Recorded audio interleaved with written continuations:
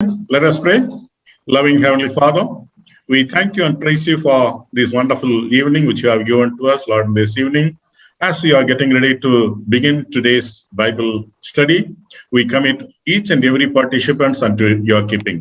Let this time be a blessed one to all of us. Let your grace and peace be upon each and every one of us.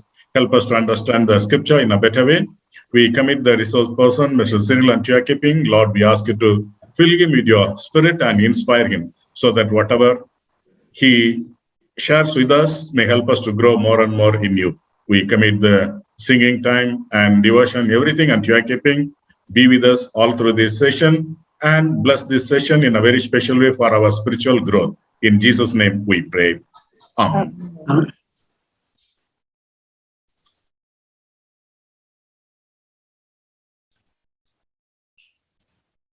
Yes, Sandeep, over to you for taking the devotion. Okay, you want me to start with the song? Yeah. Okay, yeah, let me just share the screen.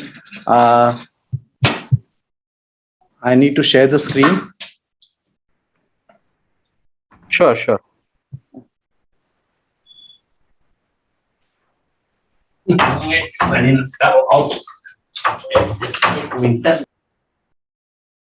Okay, yeah.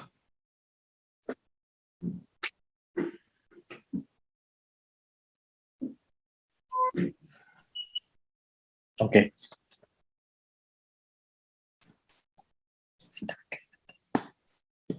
Sorry, 1 second.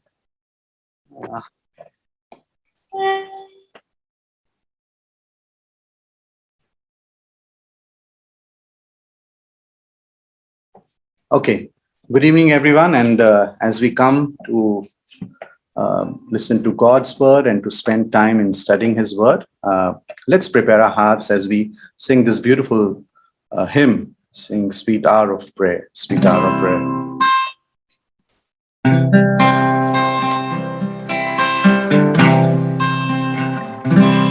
Sweet hour of prayer, sweet hour of prayer that calls me from a world of care and bids me at my Father's throne make all my wants and wishes known.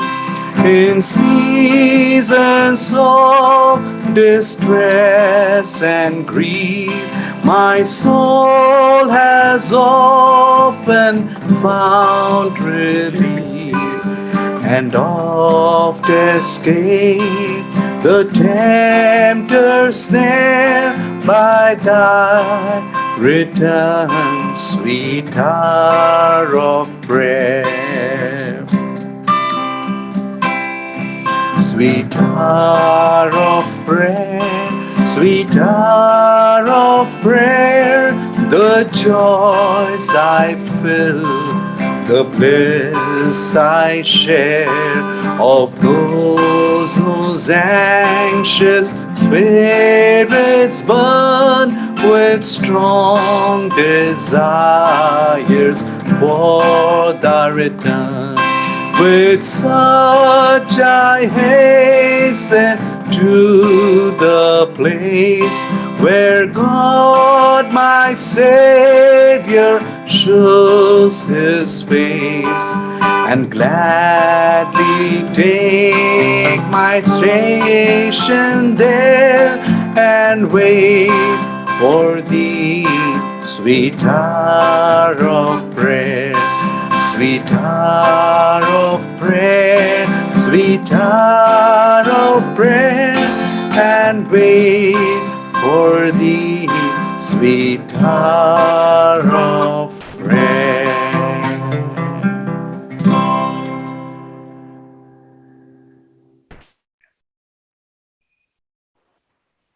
Over to you, Cyril. Yeah, hi, good evening, everybody. Yeah, good evening. Good I evening. think only 4 videos are on. I encourage all of you to put out your videos if you can. Today I had made a special request that we have a song before we begin our time of looking into God's Word. There's a reason for it. I believe that music and studying Scripture goes together. We have this verse in the book of Colossians. I'm sure that all of us are familiar with John 3:16, but there are many famous 3:16 verses in the Bible. There is 2 Timothy chapter 3:16. Colossians 3:16 is the one I'm going to look at, where it says, Colossians 3:16, where it says, sorry, I'm able to hear an echo. Let me see. Yeah. Okay, so Colossians 3:16, which says that let the message of Christ dwell among you richly, as you teach and admonish one another with all wisdom through psalms, hymns, and songs from the Spirit, singing to God with gratitude in your hearts. This verse reminds us that the message of Christ, we wish for the message of Christ to dwell among us, even as there is teaching, and it goes along with psalms, hymns, and songs of the Spirit. So it is not just because music is entertainment. It definitely is not for the reason of entertainment that we have music in church, but it is because Scripture admonishes us that along with the Word of God, the wisdom of God, we need to have psalms and hymns and spiritual songs, as some translations would read it, with gratitude in our hearts to God. Today I'm going to take a passage, I'm going to speak about a person whose name occurs only in one book of the Bible. Any guesses on that? Sandeep is not allowed to guess. Sandeep Samson, that is, because I've sent in the discussion questions already. His name only occurs in that particular book in the Bible, in one particular book in the Bible. Okay, I'll give you one more hint. Very often people refer to him in their teaching on leadership. Many sessions you would have heard of him being spoken of in the context of leadership. Nehemiah. Oh, wow. Nehemiah. Nehemiah, yes, you got it right. I knew that the second clue would be sufficiently easy because Nehemiah is a person whose name appears as a title of one of the books. And at the same time, Nehemiah is a person whose name only occurs in the book of Nehemiah. Though there is a mention of a Nehemiah in the book of Ezra, it is not apparently the same Nehemiah, it is an other Nehemiah. Now, even as we begin looking at the book of Nehemiah, let me give you a brief background to look at Nehemiah. Nehemiah has a lot of similarities with other people like Ezra, of course, but then also people like Daniel, people like Esther and Mordecai. There are a lot of similarities, and let me give you the reason I say there are similarities between some of these great figures in the Bible. The history of Israel, it became a kingdom under the reign of Saul. Saul was the first king, and it became a kingdom under the reign of Saul.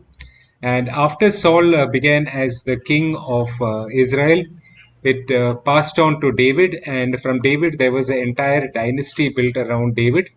But David's grandson Rehoboam, during his time, the kingdom got divided into two. There was both the northern kingdom and the southern kingdom. And the northern kingdom is often referred to in the post-Rehoboam period as Israel or Ephraim, and the southern kingdom is referred to as Judah or the southern kingdom. So Israel was divided into two kingdoms, the northern and southern kingdom. And from the time of Rehoboam, they ran with two kings. So in other words, that one kingdom under Solomon or David or Saul, after Saul, David, and Solomon, it became two kingdoms. One was the northern kingdom and the southern kingdom, with two kings reigning in parallel. The northern kingdom's history is interesting because the northern kingdom's history is of only kings who did not seek to obey the Lord. All of the northern kingdoms, there was not even one righteous king. But when we look in the southern kingdom had many righteous kings. If I'm not mistaken, the number is 8 out of 20 were righteous kings. And the northern kingdom went into exile first. and it was the Assyrians who led them into exile, or rather dispersed them among the nations as they were exiled. And the southern kingdom was exiled by the Babylonians. So both the southern and northern kingdoms were exiled, and both the books of Kings and Chronicles both ends with the nation of Israel and Judah in exile. All these characters like Ezra, Nehemiah, Esther, Daniel, all of them are in the period post the exile. So you find Daniel is in a land in Babylon in exile, or you find Esther, she's in Persia, she and Mordecai are in exile. Ezra and Nehemiah have an interesting part to the story to play. It is in the first chapter of Ezra that the king of Persia, Cyrus, he issues a decree to allow the Jews in his kingdom to return back to Israel, to Judah, to Jerusalem. So there is the first edict which is given for the return of the people of Israel in Ezra chapter 1. But in Ezra chapter 1, the leadership was Sheshbazzar and Zerubbabel. They returned. That was the first round of people who returned or are recorded in scripture. There would definitely be some trickle in between. But then in Ezra chapter 7, you find that Ezra himself also returns. That is the second lot of people who return along with Ezra.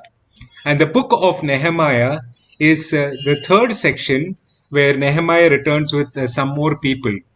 And in the book of Ezra, the focus is on the rebuilding of the temple. The focus in the book of Nehemiah is the rebuilding of the wall around Jerusalem. I'm just giving you a background so that when we read these books, they become more understandable because of this background. Now, Nehemiah begins at a time when Nehemiah, this Jewish person, is in exile in the land of Persia, and he's concerned about what is happening in Israel. Now, the name Nehemiah means Yahweh has comforted. The name Nehemiah means Yahweh has comforted. This is not only just a good book on leadership, because we can learn much about leadership from the book of Nehemiah, and it is not my intent to focus upon that aspect. The book also guides us on how to overcome troubles in our life and trust in God by portraying the prayer life of Nehemiah, his faithfulness, and of course his leadership. The book opens with Jerusalem in a dire condition. The walls around Jerusalem are broken. Nehemiah is very far from Jerusalem. And here, as we begin the book of Nehemiah, we're not going to study all of it. We're just going to study a few verses from the book of Nehemiah, chapter 1 and maybe verses 1 to 11, though I will make reference to other parts of the book of Nehemiah as we go along. Now, before we get started, I think Sandeep Samson, that is, has already sent you all a brief warning saying that you all need to have your systems ready for you to be involved in a group discussion. So I'm going to ask you to go into groups and just take 15 minutes to try to quickly finish the questions that are there in the group discussion. Sandeep will share the questions in the WhatsApp group, but before we break into the groups, I'm going to also post the questions in the chat over here. Now, a few instructions I want to give you. One of the reasons I really enjoy I'm glad that Pastor referred to me as a resource person. I trust that it is best to be a resource person and a facilitator because learning takes place best when we engage with truth ourselves. We remember only 20% of what we hear, but in what we engage in, we remember up to 70%. So that's one of the reasons I like the format where we get into groups and we discuss some aspects of it. And then, of course, we'll come back and I will do a quick summary of it. The second point I want to share over here is I request that every one of you participate in the group discussion. I think we are approximately 18 participants, so we can have around 4 groups of 4 or 5 or maybe three groups of 6 people each. We can have 3 groups, and each group, I encourage each and every one of you to participate. Don't think whether my answer is right, my answer is wrong. No matter, we are here not to display our egos and to show that we have it all right. We are here to learn from God's word. So even if we do get something not so accurate, that's fine, as long as we are engaging with it and trying to make an attempt. I often encourage people to remember that they learned walking because they fell down. Nobody has learned walking by just one day getting up at 2 years and 3 days of age, and we say that, oh, I'm going to be able to walk today, and crawl till the previous day. We've all tried to stand. We've all fell down while standing. After that, we have tried to walk holding along something, and then we have fallen, and then we have again attempted, and that's how we learn. So no problem in making mistakes. This is not a test on how accurately or how much we know scripture. It is more for each of us in a group setting to engage in scripture. So please participate, and I want to request that everyone make sure that everyone else in the group has an opportunity to participate. When we come back, depending on how much time I have, I may encourage each of you groups to share from what you have discussed. And we may not give everyone equal time, but definitely if you can nominate one person to share from your group, that would be helpful. So with those words, I have put the questions I'm putting the questions right now in the chat. You can see it, and Sandeep is also going to share it in a WhatsApp group. You'll need to read Nehemiah chapter 1 verses 1 to 11 and discuss the questions. Now, even as you move into breakout rooms, you're going to be 6 people in a group. What I'd request each of you to do is that I'm going to give you exactly 15 minutes so that we have time at the end. I request each of you in your groups, you will get a pop-up that says join breakout room. Please click on the blue button which says join. If you don't click on the blue button, it does not force you. So please join the breakout rooms. Any questions about how we will move into groups? I'm told that you all are already familiar with this. You all have used breakout rooms on Saturdays for the prayer meetings, so I don't think this is entirely new. Okay, so shall we move into the breakout rooms? I'm just going to move you into breakout rooms. We'll come back in 15 minutes from now. Okay. Good evening, everyone. Welcome back to the... Good to be back with you all. Hi, did you have a difficult breakout group? Yeah, we'll just look quickly at the questions that we have in our groups. Even if you have not completed it, that's fine. We'll touch upon it again as we summarize at the end. Group 1, as I mentioned in the broadcast, was the group which had St. Paul's Church. Second group was a group which had Malik. And the third was a group which had Anita Bansode. So let me begin with the first question for the first group. What is it that broke Nehemiah's heart? Hello. Anyone from group 1 can, whoever is in group 1, anyone can share.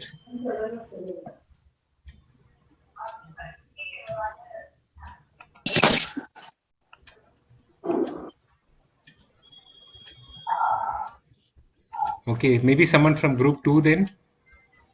The wall of Jerusalem is broken down and its gates have been burned with fire. Okay. I think this fact broke his heart. Yeah, thank you so much. Yeah, that's right. The gates of Jerusalem the wall of Jerusalem is broken down and gates were burnt with fire, and that broke his heart. So let's move on to group 2. What was his response? He sat down and wept, mourned, and then fasted and prayed before God of heaven. Okay, when he heard the distressing news about what had happened to Jerusalem, he fasted, he wept, and prayed before the God of heaven. Group 3, if you break this prayer into parts, this prayer in verses 5 to 11, how would you break it? Group 3 is the largest of the 3 groups, I realized in the end. You all had 6 participants, so you all have enough people to share. Group 3? Yeah, so we discussed that he begins with praising God because he really he's kind of expressing God's character in his prayer.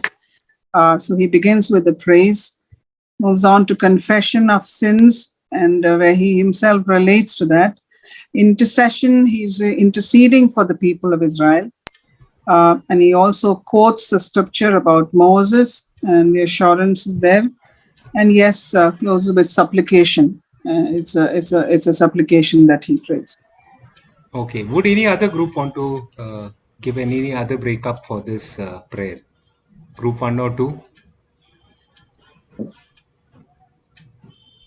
We kind of had an elaborate discussion on the confession of sins part, that the verse 7 first discusses where he acknowledges the sins of his forefathers, and then later on he goes to acknowledging his own sins or the sins of the entire nation. Okay. The confession part. Anyone anything more on this prayer by Nehemiah? Confession is one aspect, but repentance is slightly different. And I think he's confessed, but he's also repenting sorely for all that's gone wrong. Okay. Repentance and confession both. And he's reminding himself of God's covenant to the people of Israel, Okay. that if they return to him, he will be kind enough to get them back to the place of Israel. Yeah. So he reminds God in this prayer of his covenant relationship with the people of Israel. I won't take the 4th, 5th, and 6th question. We'll just quickly try to summarize. The first thing is verses 1 and 4. I titled that section as he's interested, so he gets troubled. We find that this begins with a brief introduction to Nehemiah in terms of his genealogy, the time in which this incident is happening in the month of Kislev in the 20th year of King Artaxerxes. Though it is not specifically mentioned as the 20th year of King Artaxerxes, we know that from chapter 2. It was in the month of Nisan, that is chapter 2, in the 20th year of Artaxerxes, that he's before the king. And then we see that one of his brothers, it may not be his own blood brother, but one of his brothers, he came from Judah, and you will notice it is Nehemiah who takes the initiative. It is Nehemiah who takes the initiative and asks, I questioned them about the Jewish remnant. Nehemiah didn't live at a time when there was CNN or BBC or even a 24/7 internet available with breaking news from all over the world. The news that they got was always through word of mouth with people who traveled from one place to another. And when some people came from Judah, what Nehemiah does is he questions them about what is happening. If you will notice, he's asking them about the Jewish remnant and Jerusalem. Two things he's interested in. He's interested in the people over there, and he's interested in what has happened to Jerusalem. Now remember, Jerusalem was a place of great preeminence for the Jewish people because it was the place where the kings reigned from. It was also the place where God's temple was built. The temple built by Solomon was in this place. And so Jerusalem was very important for the Jewish people. So he's asking them both about the Jewish remnant of the people and also about Jerusalem. And then the answer is about both of them. He says, those who survived, with regard to the people in verse 3, it says that the people who had survived are in great trouble and disgrace. So they're not in a good place. The people who have survived the exile and people who have returned back after the exile, they're not in a good place. Things don't seem to be going good with them. And the second aspect Hananiah informs him is that the walls of Jerusalem is broken down and the gates have been burnt with fire. A quick look at Nehemiah once again. Nehemiah it was in a good place in life. In verse 11, it tells us that he was the cupbearer to the king. The cupbearer to the king was a very trusted position. It was a very important position in the kingdom. It is also said that he probably occupied the equivalent, the cupbearer occupied the equivalent of the CFO's position, or the one who carried the seal of the king with him. Now, we are not sure that Nehemiah had that, but the one who was a cupbearer was trusted entirely. And the cupbearer had one of the most important responsibilities to see that the king was not poisoned. The king before Artaxerxes, King Xerxes, was actually poisoned. And so Nehemiah was holding a position of trust with the king. So he was in a good place. He was in an important position. He could have minded his own business as he went about life. He lived in probably good comfort and a place where he had no needs, all his physical and material needs are satisfied. But he decided not to mind his own business, and he asked questions about what is happening to the land he came from, what is happening to the people in the land, what is happening to Jerusalem. In other words, he made God's business his business. He made God's business his business. We live in a reverse kind of a period of time where we try to make our business God's business. Anything that bothers us, anything that troubles us, and rightfully we can go before God with prayer and supplication. The Bible encourages us to do it, but it is often that we are trying to make our business God's business. But in the case of Nehemiah, we find that he made God's business his business. And when he hears the report, you will notice that he breaks down. In simple words, he breaks down. What happens to him? He's not just turning the leaf of the newspaper to get the news for the next day. He's not just finding out what happened in other parts of the world. He breaks down when he hears the news. It's very personal to him. It is something that he's personally bothered about. And that is why it says in that he wept, he mourned, he fasted, and then he prayed. And his prayer was such that it is actually recorded for us in verses 5 to 11. So he wept thinking of the people who were left in Judah. He mourned and he fasted and he prayed. Now I want to look a little closer at this prayer as you have already done, and we're going to quickly summarize it. I've broken it up into different sections. Verse 5 is his praise of a covenant-keeping God. Now, I'm not saying that your breakup is insufficient. I'm just sharing it the way I would break it up. He's praising the covenant-keeping God. God, the God of heaven, Lord, the God of heaven, the great and awesome God who keeps his covenant of love and those who love him, with those who love him and keep his commandments. Nehemiah reminds himself in his prayer that God has made a covenant with the people of Israel, and it is a covenant of love. I don't know if you remember the Hindi song that was there earlier. Many of you are from that generation. Pyar Ka Vada 50-50. Yeah, I don't know if you'll remember that song. That is the way people thought of love as, Pyar Ka Vada 50-50. Now, biblically, that is not correct. Pyar Ka Vada is 100-100. It is not 50-50 where we draw lines and say, this is my 50, this is your 50. But here is a God who's a God who keeps his covenant of love. And we see this covenant of love fulfilled by Christ on the cross of Calvary. We sing it as a hymn, Jesus paid it all. Jesus paid it all. It's not a part of the payment. It was not, you do this part and I'll do that part. He is a God who keeps his covenant of love with those who love him and keep his commands. Then in verses 6a and verses 11a, he is pleading for the attention of this God of love. Let me read verse 6, the first part. He says, let your ear be attentive and your eyes open to hear the prayer your servant is praying before you day and night for your servants, the people of Israel.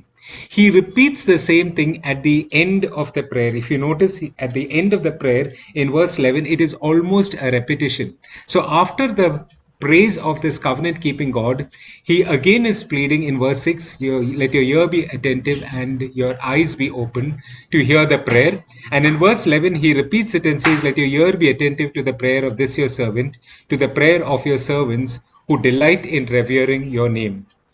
Now, when he's making this plea, what he's also expressing it is not his right to be heard by God. He doesn't have a right to say, God, you need to hear me. You have to hear me. You ought to answer my prayer. It is a plea to the God of heaven that let your ear be attentive to the prayer of your servant. Let your eye be open to hear the prayer your servant is praying before you. Now, he's making a plea over there. He's appealing to God's nature of being attentive to his people. Now, what is our right to be heard? We often talk about prayer. What is the basis or what is our right to be heard? In Hebrews chapter 10, verses 19 and 20, Hebrews chapter 10, verses 19 and 20, the writer writes, therefore, brothers and sisters, since we have confidence to enter the most holy place by the blood of Jesus, by a new and living way opened for us through the curtain that is his body. The right we have to come into God's presence is, yes, he is a loving God, he is a benevolent God, he is a gracious God, but in his grace, he provided the way for us to be able to come into his presence through the blood of Jesus. So in Hebrews 10 verse 19, he says, we have confidence to enter. Now, we don't have to pray like Nehemiah. Let your ear be attentive and let your eyes be open. Yes, we can offer that as a prayer, but we come into the presence of God in confidence. And what is the confidence? Not the confidence that I'm a good man or I'm a good lady, that I am living righteously before the Lord. I have something to make me worthy before you. You know, I am a person who has honored you with my words and my deeds. No, the confidence is not ourselves. The Bible is very clear. It says that all our righteousness is like filthy rags. You know, it's our righteousness is like filthy rags, but he says we have confidence. But what is the basis of this confidence? It is not self, but it is Christ. It is not I myself because of who I am. You know, I can walk into the presence of my father. Of course, he's no more alive. But if my father were alive, I can walk into his presence purely on the basis of whatever he says. I'll say, I'm your son. I can come into your presence and speak to you. But because our sins have made a distance, we will come to that next part. Our sins have made a separation between God and us. We come on the basis of the blood of Christ. And then in verse 20, the writer of Hebrews says, by a new and living way opened for us through the curtain, that is his body. Christ's death on the cross and his resurrection is the basis for us having entry into the presence of God. Why I had asked for the song Sweet Hour of Prayer to be sung before we started is to remind ourselves of a simple truth. You know, that the joys we feel and the bliss we share is not because of anything, but because of Christ and his death on the cross. So we have a confidence in coming into the presence of God, but because of who he is. So Nehemiah praises the God who keeps his covenant with his people. He pleads for his attention. And then he confesses. Verses 6, the second part to verse 8, he says, I confess the sins we Israelites, including myself and my father's family, have committed against you. We have acted very wickedly toward you. We have not obeyed the commands, decrees, and laws you gave your servant Moses. Remember the instruction you gave your servant, saying, if you are unfaithful, I will scatter you among the nations. He begins by confessing the sins of the people of Israel. There's a Prussian king, Frederick the Great. He was once touring a prison in Berlin. And when he reached the prison in Berlin, all the prisoners, one after the other, and sometimes in groups, they fell on their knees before him and proclaimed their innocence. So each one was saying, I'm falsely accused, I'm wrongly put in jail, and so on and so forth. But there was one man who was sitting apart from all of them. And he was just sitting silently, looking at the king and watching all of these prisoners before the king who were pleading for a remission of their sentences. So Frederick called to this man and he asked him, why are you here? So he replied saying, armed robbery, your majesty.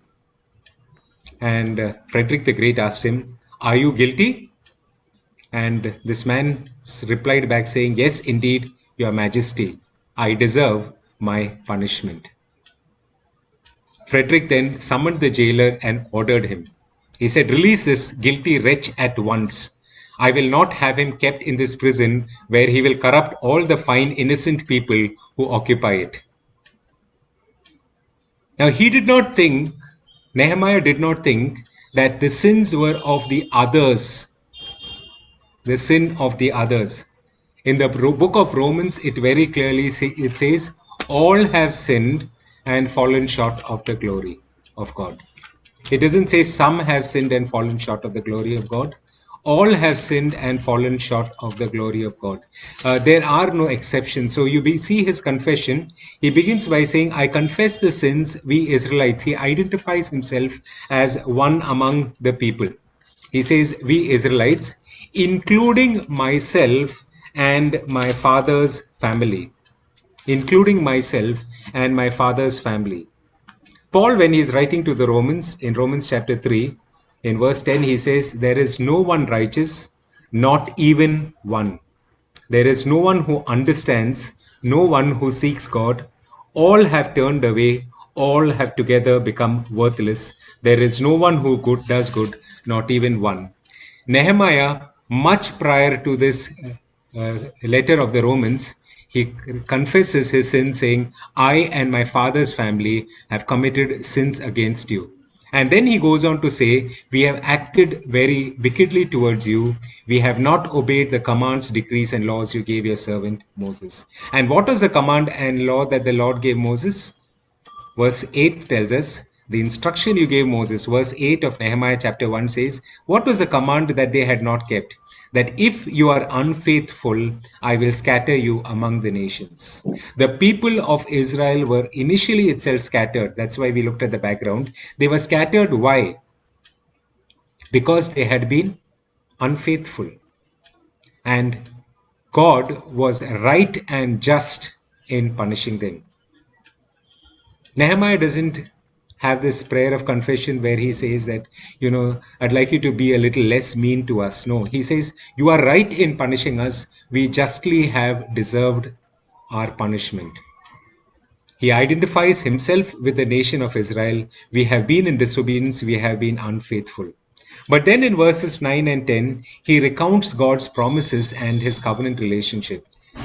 He reminds God that God had said, if you return to me and obey my commands, then even if your exiled people are at the farthest horizon, I will gather them from there and bring them to the place I have chosen as a dwelling for my name.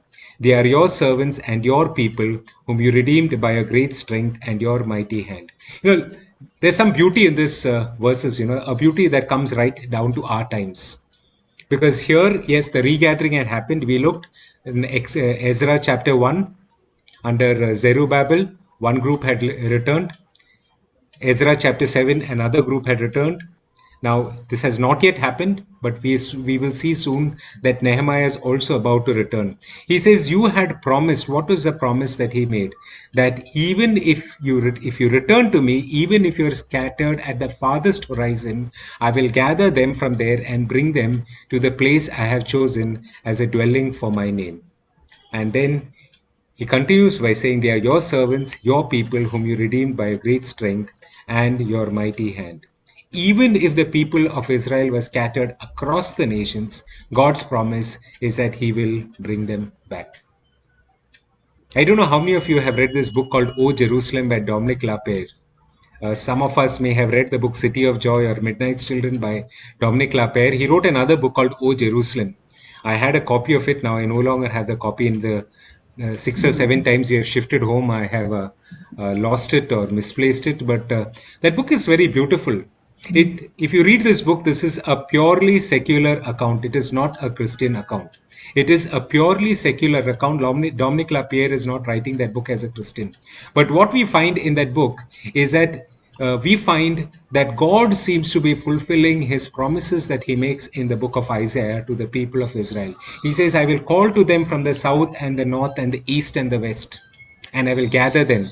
It is not in many of our lifetime, but in the 1940s, when the people of Israel became a nation again, it was something that had never happened in the history of the world before, where a nation that had been scattered for 2000 years had been brought back together.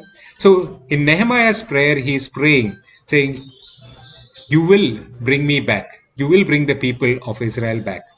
And now the last question, what is Nehemiah's petition? And Nehemiah's petition is actually just a single sentence. The second part of verse 11. The second part of verse 11. His prayer is a very simple prayer. Give your servant success today by granting him favor in the presence of this man. I was cupbearer to the king. Okay, he's going to go to the king.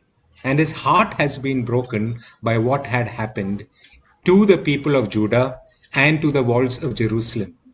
And he prays to the Lord who keeps his covenant, who prays to the God who keeps his covenant and says, we are guilty. We are not pleading not guilty, we are pleading guilty. But you're a God who is gracious and who has said that if your people return, you will gather them from all across the world, from the farthest parts of the world, and bring them to your land. And now he is going before the greatest ruler of his times, his own boss, but the king of Persia. He is going to the king and he is praying, give your servant success today by granting him favor in the presence of this man. I want to ask ourselves a question. Do we make God's business our business? It's fair enough to make our business God's business. He invites us to it. We are his children. He loves us. And he wants to give us always what is best for us. But do the things that break God's heart break our hearts also? Do we see what's happening around in our nation? What's happening across this world? We look at the condition of the downtrodden, the less privileged, the poor, the migrants. How do we think that God views these things? Do our hearts feel the pain of the lowliest of them? C.S. Lewis, in his book Mere Christianity, he talks about our heart's condition. He says this, it comes the very moment you wake up each morning. All your wishes and hopes for the day rush at you like wild animals. And the first job each morning consists simply in shoving them all back, in listening to that other voice, taking that other point of view, letting that other larger, stronger, quieter life come flowing in, and so on all day. Standing back from all your natural fussings and frettings, coming in out of the wind. When we start our day, the natural desires of our life rush at us. And Lewis rightly points out, our first job is to stop them on their tracks and then start listening to that voice which is larger, which is stronger, and which is quieter. And let that life flow into us. And let each day be a fulfillment of what that quieter, stronger, and larger voice has put into our hearts. May God give us hearts like Nehemiah, hearts that break at the things that break God's heart. It's not hard to find that. We come to God's word every day, meditate, reflect, and as we do that, God will continue speaking to each of us. Let's sing the song, and I'll just share the screen. It's a song which says, Shepherd of my soul, I give you full control.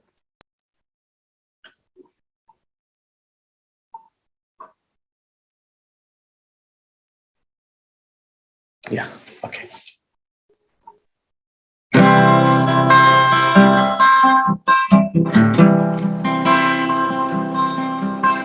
Shepherd of my soul, I give you full control. Wherever you may lead, I will follow. I have made the choice to listen to your voice. Wherever you may lead, I will go. Be it in a quiet pasture or by a gentle stream, the shepherd of my soul is by my side. Should I face a mighty mountain or a valley dark and deep, the shepherd of my soul will be my guide. Be it in a quiet pasture, be it in a quiet pasture, or by a gentle stream. The shepherd of my soul is by my side. Should I face a mighty mountain, or a valley dark and deep, the shepherd of my soul will be my guide.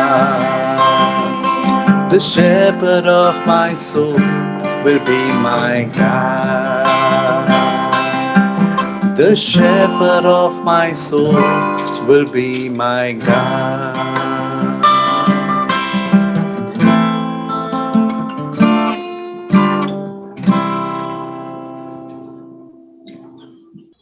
Let us pray.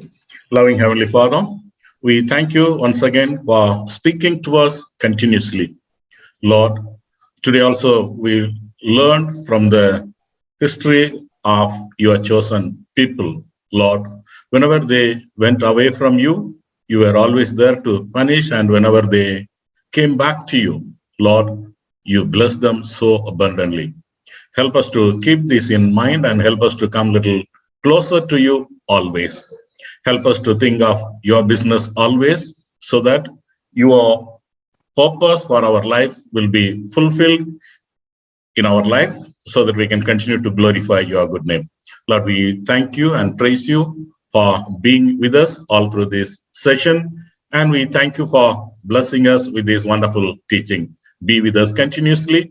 Use us mightily for the extension of your kingdom. Lord, once again, we commit each and every member of our congregation and all those who took part in this Bible study unto your keeping. Lord, in this pandemic situation, we ask you to keep all of us under your wings, protect us, grant us good health, and keep all of us safe. Especially in this evening, we ask you to grant us good rest and help us to get up early in the morning to glorify your good name. In Jesus' name we pray. Amen. Our Father, who art in heaven, hallowed be thy name. Thy kingdom come, thy will be done in earth as it is in heaven.